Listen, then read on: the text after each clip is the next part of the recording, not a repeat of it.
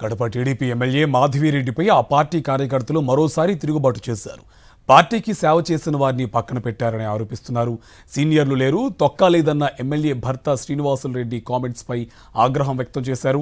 ఇప్పటికే ఎమ్మెల్యే మాధవిరెడ్డిపై దేవుని కడప కార్యకర్తలు తిరుగుబాటు చేయగా తాజాగా ముస్లిం మైనార్టీ నేతలు కార్యకర్తలు ఎదురు తిరుగుతున్నారు. తిరుగుబాటు వర్గాన్ని కమలాపురం టీడీపీ నేత పుత్తా నరసింహారెడ్డి చేరదీస్తున్నారు. కడపలోని పెద్ద దర్గాలో ప్రత్యేక పూజలు చేసిన మైనార్టీ టీడీపీ నేతలు పుత్తా నరసింహారెడ్డి వద్దకు బయలుదేరారు. రోజు వర్గం తిరుగుబాటుతో ఎమ్మెల్యే మాధవిరెడ్డిపై వ్యతిరేకత పెరుగుతోంది. మాధవిరెడ్డి ఆమె భర్త శ్రీనివాసులరెడ్డి ఒంటెద్దు పోకడ్లపై కూడా విమర్శలు వెల్లువెత్తున్నాయి.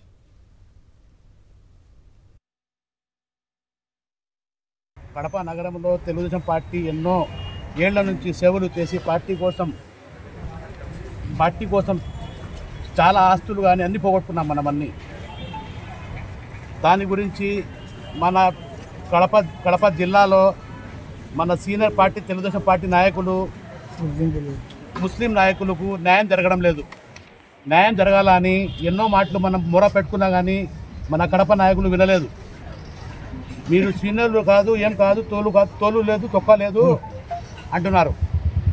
మనం తోలు తొక్కలని మనం ఎప్పుడు చెప్పలేదు.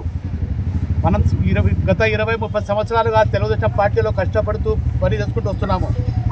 ఇప్పుడు సీనియర్లకు అందరికీ పక్కన పెట్టి, ఇన్ఛార్జీలకు అందరికీ పక్కన పెట్టి కొత్తగా వచ్చే వాళ్లకు పదవులు, ఇన్ఛార్జీలు, ప్రతి ఒక్క పని వాళ్ళకే ఇస్తున్నారు. మనమేమని అడిగితే మనకేం సమాధానం చెప్పడం లేదు. దీనికి సంబంధించి పూర్తి డీటెయిల్స్ మా కరెస్పాండెంట్ శ్రీనివాస్ మనకు అందిస్తారు ఫోన్ లైన్లో. శ్రీనివాస్, కడప టీడీపీ ఎమ్మెల్యే మాధవిరెడ్డిపై ఆ పార్టీ నేతలు తిరుగుబాటు చేశారు, డీటెయిల్స్ ఏంటి? కార్తీక్, ఇది రెండోసారి.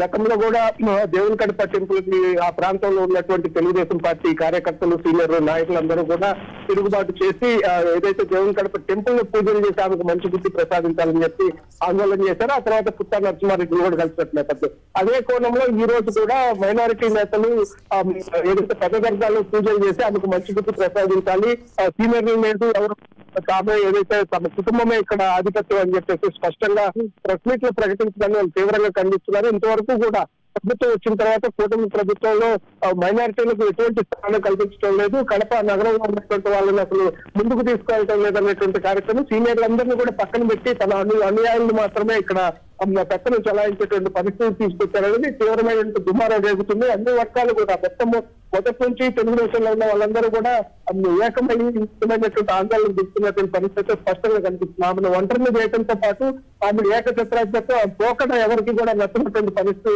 ఉందనేది తెలుగుదేశం పార్టీ నాయకులు స్పష్టంగా చెప్తున్నారు. దానికి కూడా ఆమె కుర్చీల కోసం కొట్లాడటం, ఆ ప్రోటోకాల్ అంటూ వివాదాలకు, ప్రతిదానికి వివాదాలకు తలదూవటం, ఇట్లాంటి అంశాలన్నీ కూడా మొత్తం ఇటు ఆ పార్టీకి సంబంధించిన నాయకులు ఎవరికి కూడా రుచించుకోలేదు. దీంతో ఇది ఏదైతే చంద్రబాబు నాయుడు దృష్టికి తీసుకువెళ్లాలి అంటే పక్క నియోజకవర్గంలో ముఖ్యంగా నేతల మధ్య జిల్లాలో ఉన్నటువంటి ఎమ్మెల్యేలు కానీ అదేవిధంగా ఇన్ఛార్జీల మధ్య కూడా ఈమె వ్యవహార శైలి ఎవరికి కూడా పద్ధతం లేదు. దీంతో పక్కన ఉన్నటువంటి కమలాపురం నియోజకవర్గానికి పుత్తా నరసింహారెడ్డి ఏదైతే ఇక్కడ వ్యతిరేక వర్గం వస్తుందో వాళ్ళందరినీ కూడా పంతం చేర్చుకొని తాను పోషిస్తున్నటువంటి పరిస్థితి స్పష్టంగా కనిపిస్తుంది. సో రాజకీయంగా ఆమెకు చెక్ పెట్టేందుకు తెలుగుదేశం పార్టీలో ఉన్నటువంటి నాయకులు కూడా పూర్తి స్థాయిలో ప్రయత్నం చేస్తున్నట్టుగా ఇక్కడ కనిపిస్తుంది. Right, thank you Srinivas.